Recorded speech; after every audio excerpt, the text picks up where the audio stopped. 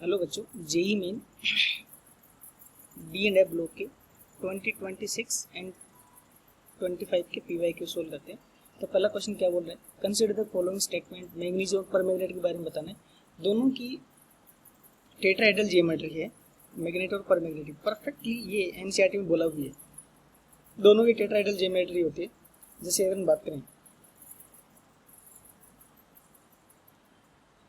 MnO4-2, ये तो magnet है, और MnO4- ये पर मैग्नेट है। तो इसकी अगर बात करें मैग्नेट की स्ट्रक्चर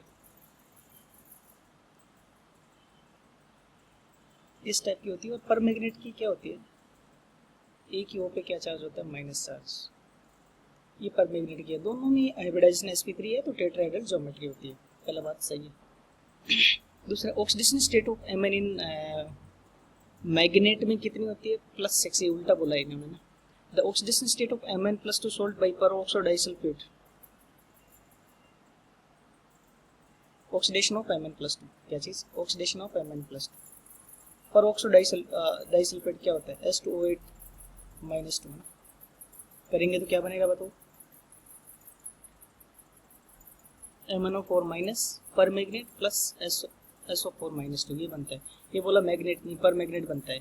मैग्नेट आइन is paramagnetic and paramagnetic is diamagnetic.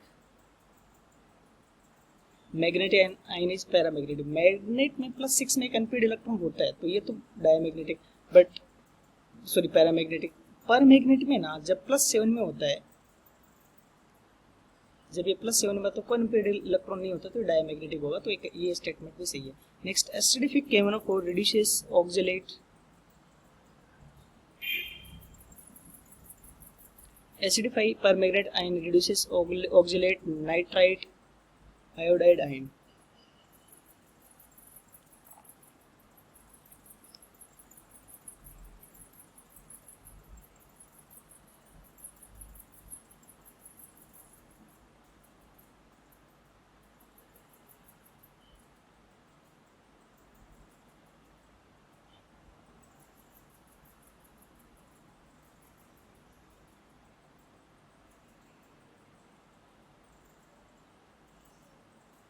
तो करेक्ट ऑप्शन कौन सा हो जाएगा बताओ, ए है ना। ए और डी तुम्हारे स्टेटमेंट क्या हो जाएंगे, सही हो जाएगा। तो ना पर मैग्नेट आयन है ना, खुद क्या होता है, रिड्यूस होता है, खुद रिड्यूस होता है। तो दूसरे को क्या करवाता है बताओ, ऑक्सीडाइज करवाता है। पर मैग्नेट आयन में अगर बात करें ना, Mn किस में, +7 में, तो ये खुद ऑक्सीडाइज होकर इसी ऊपर तो जा ही नहीं सकता, खुद रिड्यूस होता है। तो दूसरे को क्या करेगा, ऑक्सीडाइज। क्या वर्ड होना चाहिए था बताओ, रिड्यूस की जगह ऑक्सीडाइज। तो ये स्टेटमेंट इसलिए क्या है, रॉन्ग है। तो ए और डी और स्टेटमेंट ही सही है ना। नेक्स्ट करते हैं क्वेश्चन पे। नेक्स्ट क्वेश्चन है, फर्स्ट ट्रांजिशन मेटल एम है ना, हाईएस्ट एंथैल्पी ऑफ एटोमाइजेशन होती है, किसकी होती है बताओ, Cr की। Mn की तो कम हो जाती है, Cr तक बढ़ती है। वन ऑफ इज एक्वेस्टेड आयन मतलब Cr+3 ग्रीन कलर का होता है, और इसका जो ऑक्साइड है +3 में Cr2O3 क्या होता है, एम्फोटेरिक। एम्फोटेरिक है ना, ये एनसीईआरटी में सीधा सीधा दे रखा है। नेक्स्ट है third question, given below are some of the statement but about Mn and Mn2O7 identify करना है ना। Mn form Mn oxide, yes, in which Mn is highest oxidation state +7 में है, तो ये चीज सही है। फिर B, oxygen stabilise the Mn in a higher oxidation state by forming multiple bond with Mn। हाँ, डबल बॉन्ड वगैरह बनाता है, इसलिए ये होता है। Mn2C7 ऑक्सीडाइज होता है,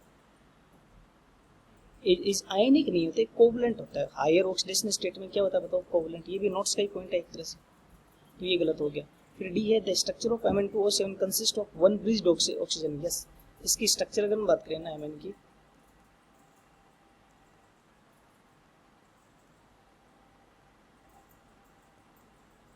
ये होता है ना। तो A B D correct option हो जाएगा। फिर नेक्स्ट है फोर्थ में, दो स्टेटमेंट दे रखे हैं। Cr की पहली आयनाइजेशन एनर्जी है ना, कम होती है, और Mn की ज़्यादा होती है, क्योंकि Mn का एटॉमिक नंबर ज़्यादा है, तो आयनाइजेशन एनर्जी क्या होगी, ज़्यादा। तो ये सही है। फिर दूसरा स्टेटमेंट है, the second and third ionisation energy, second and third ionisation enthalpy of Cr are higher than those of Mn।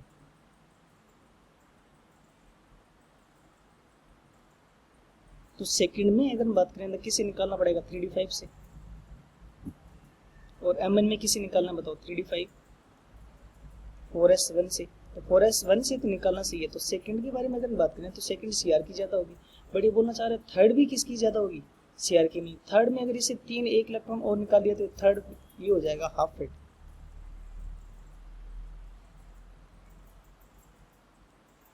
क्या हो जाएगा बताओ, हाफ फिट।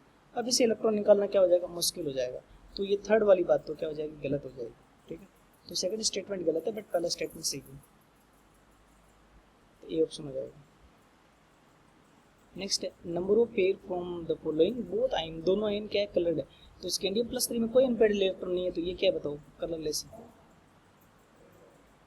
दूसरा Mn plus 2 and Cr plus 2 दोनों में अनपेयर्ड इलेक्ट्रॉन है, चेक कर सकते हो, तो ये दोनों कलर्ड है। इसमें जिंक क्या है, कलरलेस है।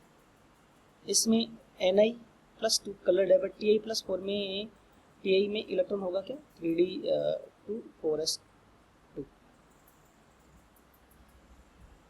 4 होते, इसमें भी कुछ नहीं, तो ये भी कलरलेस है, तो खाली कलरफुल तो एक ही जोड़ा है ना, मतलब तो ये गलत तो पहला ना, मतलब 3 नहीं खाली एक ही है इसमें। फिर Ti plus 4 strongest reducing agent है, मतलब रिड्यूसिंग एजेंट मतलब इसका खुद का ऑक्सीडेशन हो सकता है थोरियम प्लस 4 में, प्लस 5 में ना, क्योंकि एफ ब्लॉक के एलिमेंट हायर ऑक्सीडेशन स्टेट दिखाते हैं इवन प्लस 7 तक अमोंग पीएच प्लस 4 है ना। सीरियम प्लस 4 है ये रिड्यूसिंग एजेंट, मतलब खुद का ऑक्सीडेशन होना मुश्किल होता ही नहीं, 3 में जाता है ये। गैडोलियम तो 3 में ही ज़्यादा स्टेबल है, ये 2 से किस में जाएगा बताओ, 3 में जाएगा, बट उतना एफिनिटी नहीं होगी जितनी थोरियम में ना।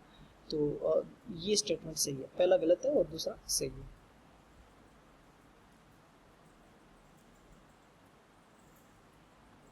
फिर यही बोला कि कौन कौन सी स्पीसी K2Cr2 का क्या कर देगी, कलर चेंज कर देगी, मतलब रेड ऑक्सी रिएक्शन हो जानी चाहिए। इसमें Cr प्लस 6 ऑक्सीडेशन स्टेट में है, तो इसका क्या होगा, रिडक्शन। ऑक्सीडेशन हो ही नहीं सकता, अपन को देखना किस किस का ऑक्सीडेशन हो सकता है। इसका हो जाएगा फिर 2 से किस में चला जाएगा, 3 में। इसका हो जाएगा Sn प्लस 4 में। इसका हो जाएगा I2 में, और सल्फर S माइनस से केस में हो जाएगा चलो S में, तो ये सारों का कर देगा। इसमें Fe प्लस 3 नहीं होगा क्योंकि हायर ऑक्सीडेशन स्टेट है। इसमें अगर हम बात करें Sn प्लस 4 में नहीं होगा क्योंकि हायर ऑक्सीडेशन स्टेट। इसमें किसका नहीं होगा, Sn प्लस 4, इसका नहीं होगा। सल्फर प्लस 6 इसका नहीं होगा, और Fe प्लस 3 का नहीं होगा। तो करेक्ट ऑप्शन क्या आएगा बताओ अपने पास, ए। मतलब इसका अगर रिडक्शन हो रहा है ना, तो ये जो बाकी दी गई स्पेसी है उसका क्या होना चाहिए, ऑक्सीडेशन, तभी जगह ये रेडॉक्स रिएक्शन होगी, अदरवाइज नहीं होगी। क्वेश्चन 7 है, स्पिन ओनली मैग्नेटिक मोमेंट बताना है। तो कॉपर का तुम्हें पता है 3d10 होगा, स्पिन ओनली मैग्नेटिक मोमेंट होगा 0। कॉपर प्लस का इलेक्ट्रॉन कॉन्फिगरेशन होगा 3d1, तो अनपेड इलेक्ट्रॉन कितना होगा 1। Cr प्लस 2 का क्या होगा बताओ, 3d4, n का वैल्यू कितना है 4। Cr प्लस 3 में क्या होगा 3d3, अनपेड इलेक्ट्रॉन कितना है 3। तो सबसे ज़्यादा किस में होगा बताओ, अनपेड इलेक्ट्रॉन 4 है, Cr प्लस 1, फिर Cr प्लस 3, फिर Cr प्लस 1, फिर Cu प्लस 1 है ना। ये वैल्यू दे रखा, जितना ज़्यादा अनपेड इलेक्ट्रॉन, इसका तो 0 होगा, अनपेड इलेक्ट्रॉन 0, तो Cu प्लस 1 का तो 0 होगा। जितने ज़्यादा अनपेड इलेक्ट्रॉन उतना ज़्यादा मैग्नेटिक मोमेंट होगा। फिर है MnO4 माइनस एसिडिक मीडियम में डिस्प्रपोर्शनेट होता है, यस किस किस क्या बना देता है बताओ, H प्लस डालते ही ये क्या बना देते हैं, MnO4 माइनस एंड MnO2 बना देते हैं। तो करेक्ट ऑप्शन क्या हो जाएगा, बी। फिर 9 में Fe प्लस 2 Fe प्लस 3 है ना, पॉजिटिव दैट आइन सो पॉजिटिव बोरॉक्स बिट टेस्ट और हाईएस्ट एंथैल्पी होना चाहिए। तो इलेक्ट्रॉनिक कन्फर्मेशन देख लेते हैं इनका सबका, ये क्या, इसका क्या होगा 3d6, इसका क्या होगा 3d5, Cr का क्या हो जाएगा 3d4, Zn का क्या हो जाएगा 3d10। तो बोरॉक्स बिट पता है कौन दिखाता है, F, कौन दिखाता है F, और Fe प्लस 3 दिखाता है ना। और ये क्या है बताओ, इसमें हाफ फील्ड भी है, क्या हाफ फील्ड है, अरे जिंक वगैरह की साइज ज़्यादा होती है इसलिए आयनाइजेशन एनर्जी वगैरह गिर जाती है ना। तो हाफ फील्ड है, इससे इलेक्ट्रॉन निकालना क्या होगा, मुश्किल होगा। तो करेक्ट ऑप्शन क्या हो जाएगा अपने पास बताओ, Fe प्लस, और इससे इलेक्ट्रॉन निकालना भी क्या होगा, काफ़ी मुश्किल होगा। Next on heating a common salt K2Cr2O7, इसको हीट करेंगे किसके साथ, H प्लस के साथ, तो क्या बन जाएगा, क्रोमाइल क्लोराइड CrO2Cl2, और Cr का ऑक्सीडेशन स्टेट क्या होता है इसमें +6, तो ये अपना करेक्ट ऑप्शन हो जाएगा। ठीक है।